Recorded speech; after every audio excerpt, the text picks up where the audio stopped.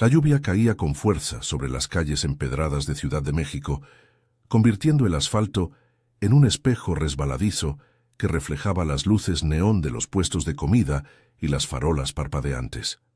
Yo, María Elena, caminaba con la cabeza gacha, abrazando mi bolso viejo contra el pecho, como si fuera lo único que me quedaba en el mundo. Tenía 38 años, pero en ese momento me sentía como una niña perdida, sin rumbo ni refugio. Mi esposo, Roberto, me había echado de la casa esa misma mañana. «Vete, no te quiero ver más», me gritó mientras yo intentaba explicarle que el dinero de la cuenta conjunta se había esfumado en sus apuestas. Llevábamos 15 años de matrimonio, pero en un instante todo se derrumbó. Él, con su orgullo herido y sus deudas acumuladas, prefirió culparme a mí, a la mujer que había renunciado a su carrera para cuidar de nuestra hija, Laura, que ahora tenía 12 años y estaba con mi hermana por unos días. Llegué al edificio donde vivíamos, un departamento modesto en la colonia Roma, con las maletas improvisadas en una mochila y una bolsa de supermercado. Roberto abrió la puerta con el rostro enrojecido por el alcohol de la noche anterior. «Estás loca si crees que vas a quedarte», espetó, bloqueando la entrada. Intenté razonar. «Roberto, por favor, Laura necesita un hogar, hablemos con calma». Pero él solo rió con amargura. «Hablar. Eso es lo que siempre haces. Mientras yo me mato trabajando en la fábrica, tú gastas en tonterías. Sal de aquí antes de que llame a la policía». Sus palabras me golpearon como puñetazos. Sabía de sus problemas con el juego, las noches en que llegaba oliendo a humo de casino, pero nunca imaginé que llegaría a esto. Me quedé parada en la acera, viendo cómo cerraba la puerta con un portazo que resonó en mi pecho. La lluvia empezó a empapar mi blusa y las lágrimas se mezclaron con el agua fría. No tenía a dónde ir. Mi sueldo como recepcionista en una clínica dental apenas cubría lo básico, y con Laura de por medio no podía permitirme un hotel. Recordé entonces la vieja tarjeta de débito de mi padre. Él había muerto hace 10 años, un infarto repentino que nos dejó a mi madre y a mí con deudas y recuerdos. Papá era un hombre humilde, un contador jubilado que ahorraba cada peso en una cuenta bancaria que abrió en los 90. «Para emergencias, mija», me dijo una vez, entregándome la tarjeta con una sonrisa cansada. «Úsala solo si es necesario». Nunca la toqué. La guardé en el fondo de mi cajón como un talismán de su amor. Pero ahora, con el estómago revuelto por el hambre y el miedo, saqué la tarjeta del bolso. El plástico estaba desgastado, con el nombre de mi padre grabado en relieve. José Luis Ramírez. Tal vez quedara algo, un saldo olvidado que me salvara de dormir en la calle. Caminé bajo la tormenta hasta la sucursal del Banco Nacional, a unas cuadras de distancia. El reloj marcaba las 3 de la tarde y la fila en la entrada era larga. Oficinistas con paraguas, madres con niños impacientes y un par de ancianos murmurando sobre el clima. Me acomodé al final, temblando de frío, mientras el olor a café rancio del vestíbulo se mezclaba con el aroma húmedo de la lluvia. Cuando llegó mi turno, entregué la tarjeta a la cajera, una mujer joven con gafas y una placa que decía Claudia. «Quiero consultar el saldo, por favor», dije con voz entrecortada, tratando de sonar normal. Ella insertó la tarjeta en la máquina, tecleó algo y frunció el ceño. «Señora, esta cuenta está inactiva desde hace años. Déjeme verificar». Los minutos se estiraron como horas. Miré alrededor. El banco era un espacio amplio con pisos de mármol pulido, paredes blancas adornadas con carteles de tasas de interés y un reloj digital que tic-tacaba impasible. Afuera, la lluvia seguía golpeando los ventanales, y yo sentía el peso de la incertidumbre en los hombros. Claudia levantó la vista, su expresión cambiando a una de sorpresa contenida. «Hay un saldo considerable aquí, señora Ramírez, pero el banco necesita hablar con usted en privado. ¿Puede pasar a la oficina del gerente?» Mi corazón dio un vuelco. ¿Un saldo considerable? ¿Cuánto? Seichu. Ella negó con la cabeza. «No puedo decirlo en la ventanilla. Es protocolo para cuentas heredadas». Sentí un nudo en la garganta. ¿Heredadas? Papá nunca mencionó nada grande. Siempre hablábamos de su pensión modesta. Me levanté, las piernas flojas, y seguí a un guardia hasta una puerta lateral. El gerente, un hombre de unos 50 años con traje gris y corbata floja, me recibió con una sonrisa profesional. «Pase, señora, soy el señor Vargas, siéntese». Su oficina era pequeña, con un escritorio de madera y fotos familiares en la pared. Él con una mujer sonriente y 2 niños. Me ofreció un vaso de agua, que acepté con manos temblorosas. Su padre, José Luis, abrió esta cuenta en 1995, comenzó Vargas, revisando unos papeles. Era una cuenta de ahorro a plazo fijo, con intereses compuestos. No se tocó desde su fallecimiento. Hizo una pausa, mirándome directamente. El saldo actual es de 500,000 pesos, señora. Pero hay algo más. Su padre dejó una cláusula especial. Requiere una verificación de identidad y es una conversación sobre el origen de los fondos. No es rutinario, pero el banco debe asegurarse de que todo esté en orden legalmente. 500,000 pesos. La cifra me mareó. Era suficiente para alquilar un departamento, pagar deudas y empezar de nuevo con Laura. Pero la mención a una cláusula especial me inquietó. ¿Origen de los fondos? Mi padre era contador, ganaba honestamente. Vargas asintió, pero su mirada era cautelosa. Lo sabemos, pero hay irregularidades en los depósitos iniciales. Nada grave, creo, pero necesitamos detalles. ¿Sabe algo de su pasado laboral? Inversiones ocultas, quizás. Me quedé en silencio, recordando fragmentos de conversaciones con papá. Él siempre fue reservado sobre su trabajo en una firma de auditoría en los 80, durante la crisis económica. Mencionaba clientes complicados y noches largas revisando libros contables. ¿Habría algo más? La lluvia golpeaba la ventana de la oficina y por primera vez en horas sentí un rayo de esperanza. Pero también un temor nuevo. ¿Qué secreto guardaba esa tarjeta que ahora pendía de un hilo burocrático? Vargas me extendió un formulario. Firme aquí para iniciar el proceso. Volvamos a vernos mañana. A las 10. Traiga documentos de herencia.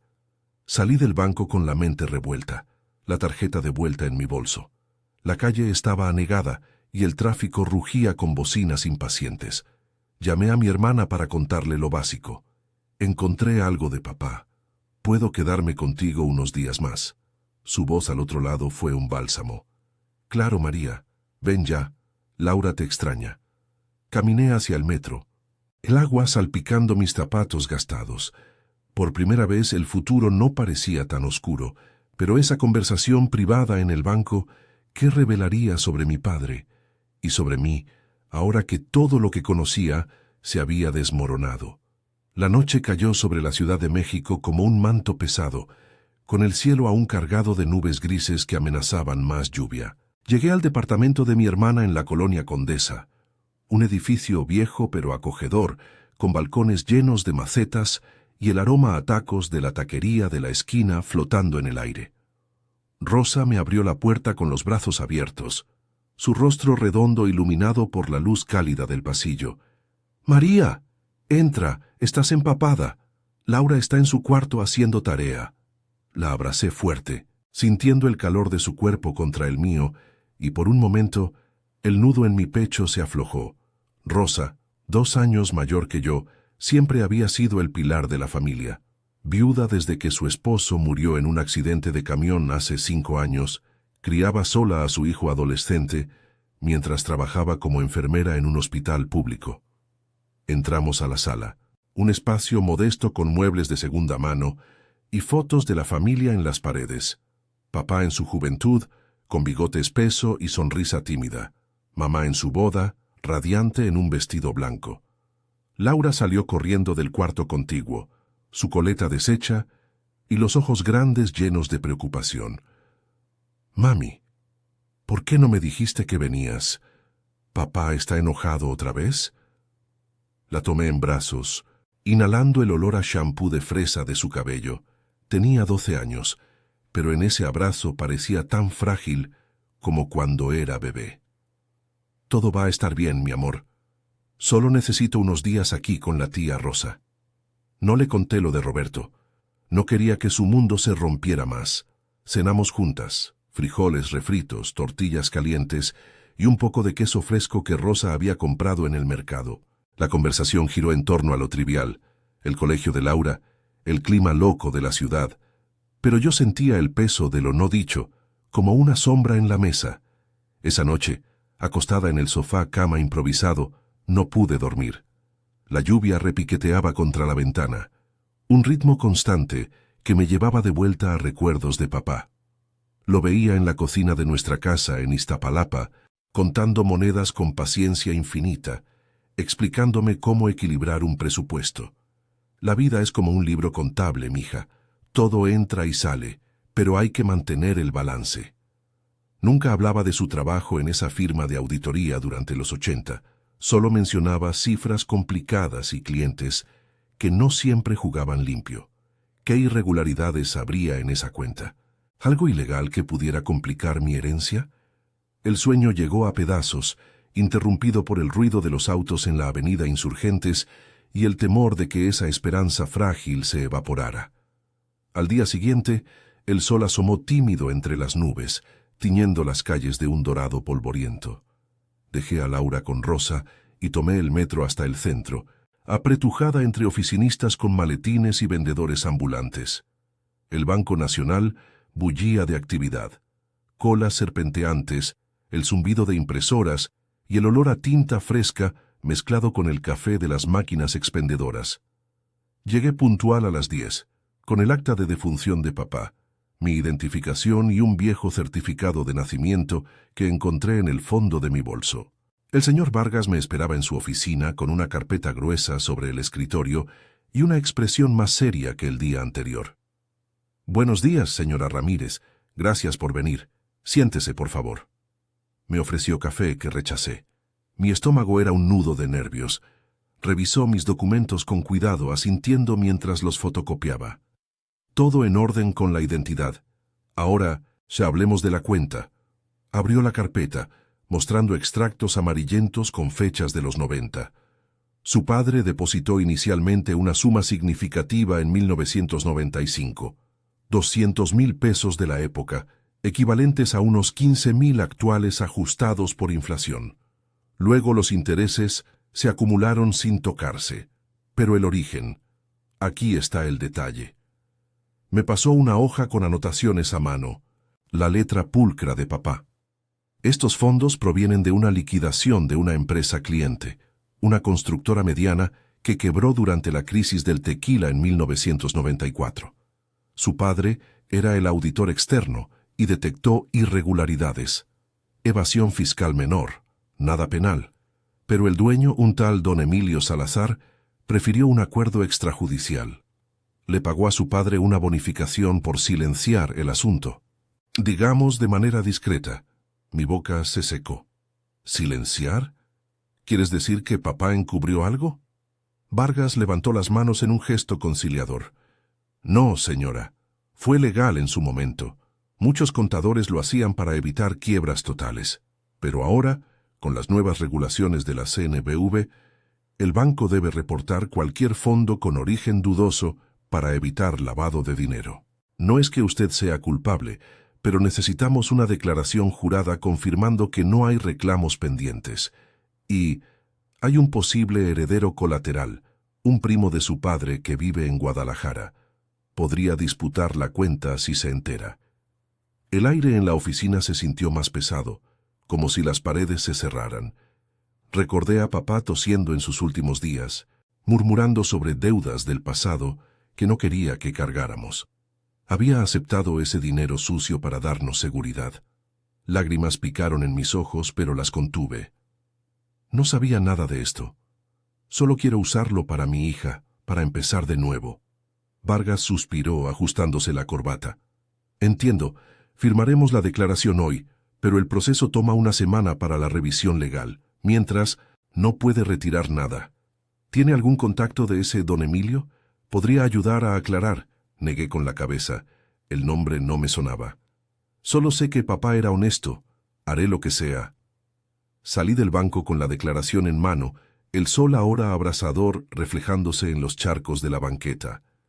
Caminé hacia el Zócalo. donde vendedores de elotes gritaban sus ofertas y turistas sacaban fotos a la catedral. Llamé a Rosa desde un puesto de teléfono público. Hay complicaciones, hermana. Algo del pasado de papá. Podría tardar. Su voz fue firme. No te preocupes sola. Ven a casa, cocinaremos mole como cuando éramos niñas, y trae a Laura. Necesita verte fuerte. Colgué, sintiendo un atisbo de gratitud. Roberto me había dejado en la ruina, pero esta familia improvisada, Rosa, Laura, incluso el fantasma de papá, me recordaba que no estaba sola. Sin embargo, el temor persistía. ¿Y si ese primo aparecía? ¿O si el banco congelaba todo por burocracia? En el metro de regreso, apretada contra extraños, juré que pelearía por ese dinero.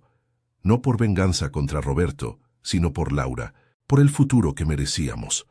La ciudad rugía a mi alrededor, un caos de claxones y murmullos, pero en mi interior, una chispa de determinación ardía más fuerte que el miedo. Mañana investigaría a ese don Emilio. Tal vez en los archivos viejos de papá, guardados en casa de mamá, encontrara respuestas. Por ahora el camino era incierto, pero al menos avanzaba. El sol del mediodía caía a plomo sobre las calles del centro histórico, convirtiendo el Zócalo en un horno de concreto y sombras alargadas. Caminaba con paso apresurado, el formulario del banco arrugado en mi bolsillo, mientras el bullicio de la ciudad me envolvía. Vendedores de camotes calientes gritando sus precios, el eco de las campanas de la Catedral Metropolitana y el zumbido constante de los autos en la avenida. Mi mente era un torbellino. Las palabras del señor Vargas resonaban como un eco acusador. ¿Papá, encubriendo algo? Siempre lo vi como el hombre recto, el que me enseñaba a no mentir ni en las sumas más pequeñas. Pero la crisis de los 90 había sido cruel, y él, con su familia a cuestas, quizás había doblado las reglas para sobrevivir. Decidí ir directamente a casa de mamá en Iztapalapa, un trayecto largo en el metro que me dio tiempo para rumiar.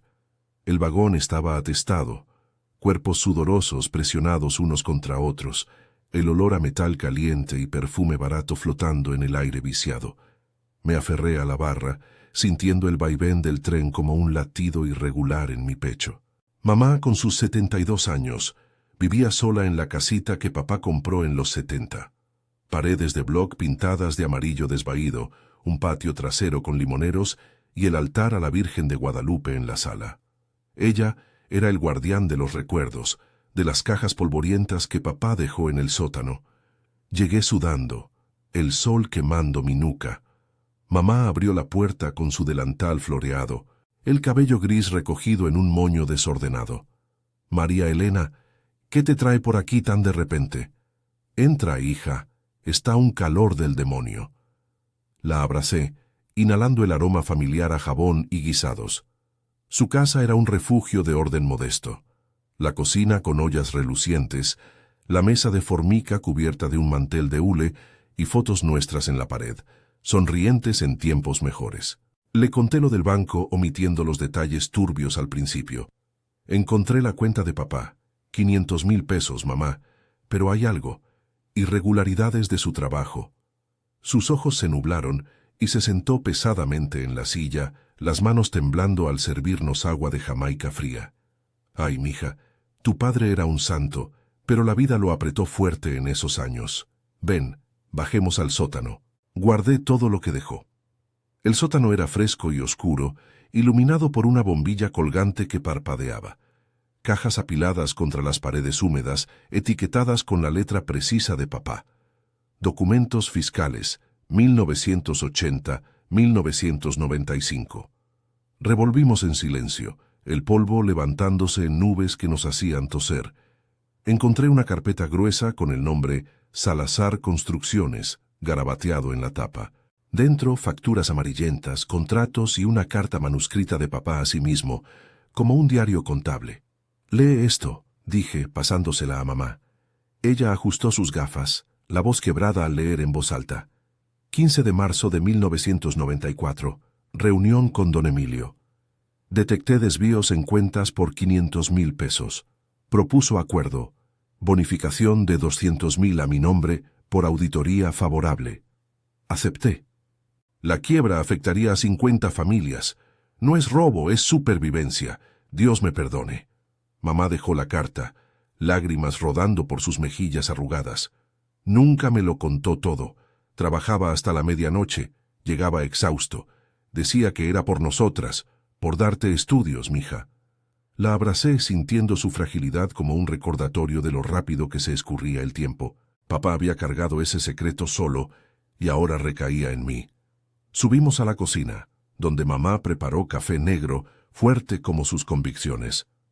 Ese don Emilio era un tiburón, de esos que compraban favores en la crisis. Vive aún, creo, en Polanco. Búscalo si puedes aclarar. Saqué mi teléfono viejo y busqué en internet, el pulgar temblando sobre la pantalla. Encontré un artículo de periódico digital.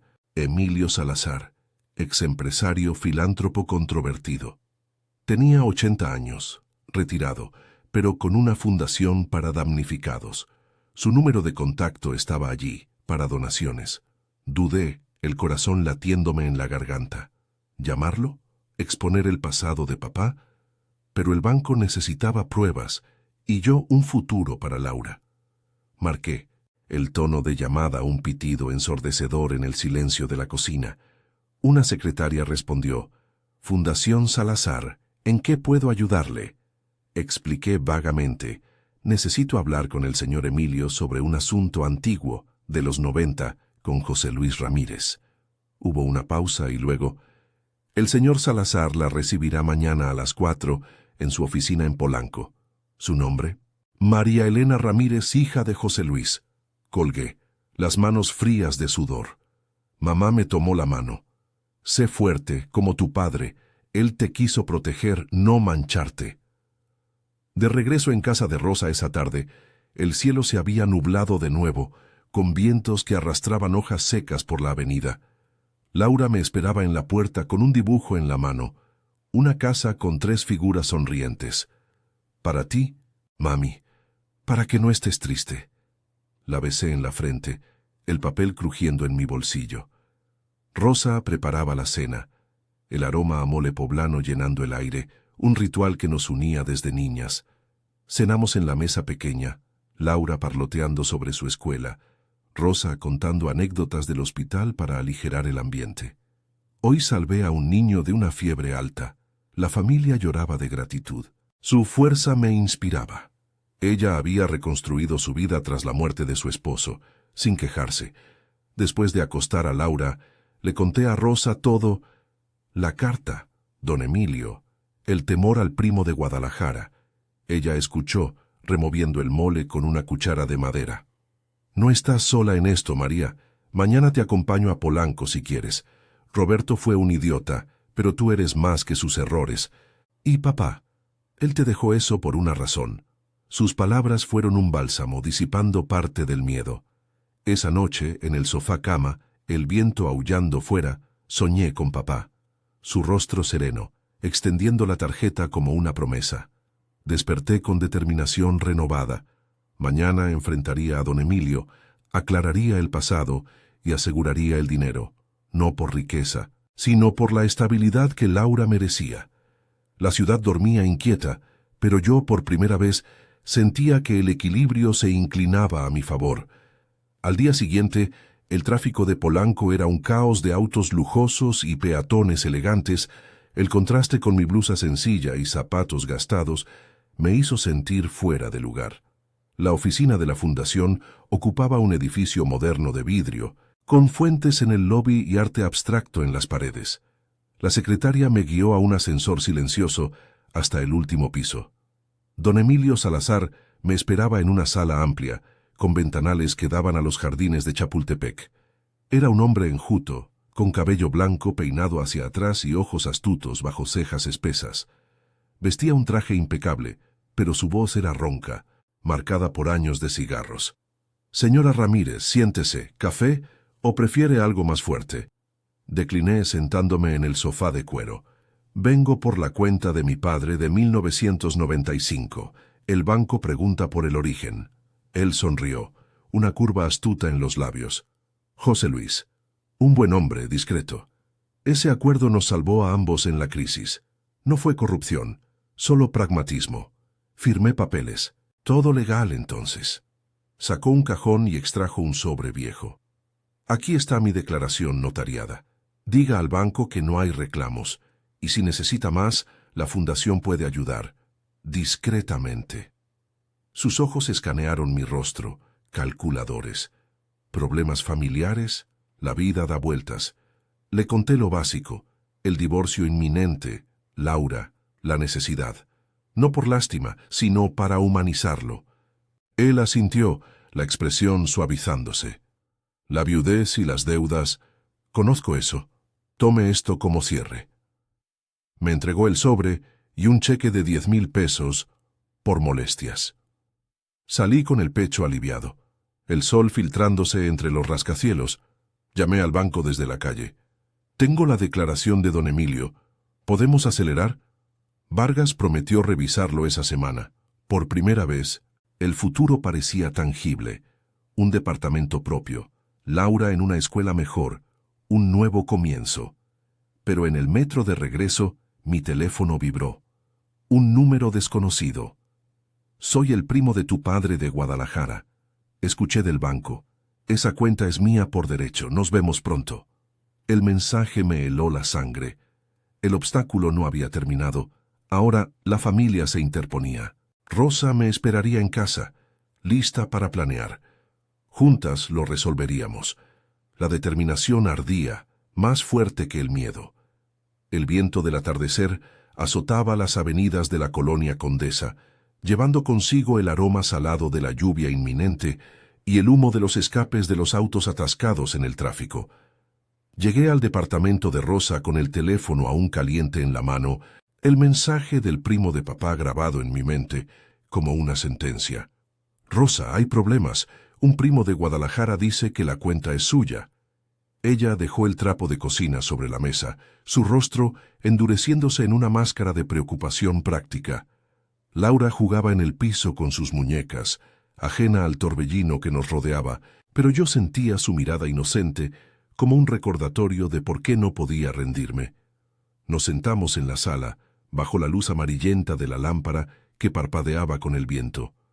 Rosa preparó un té de manzanilla, su ritual para calmar tormentas emocionales. «Cuéntame todo, María. ¿Quién es ese primo? ¿Papá lo mencionó alguna vez?» Sacudí la cabeza, recordando vagamente a un tío lejano, un hombre que enviaba postales navideñas con promesas vacías. Se llama Arturo Ramírez. Dice que por derecho de sangre le corresponde parte. Pero papá me dejó la tarjeta a mí, no a él. Rosa frunció el ceño, removiendo el té con una cucharita que tintineaba contra la taza. Esto huele a codicia. Mañana llamamos a un abogado.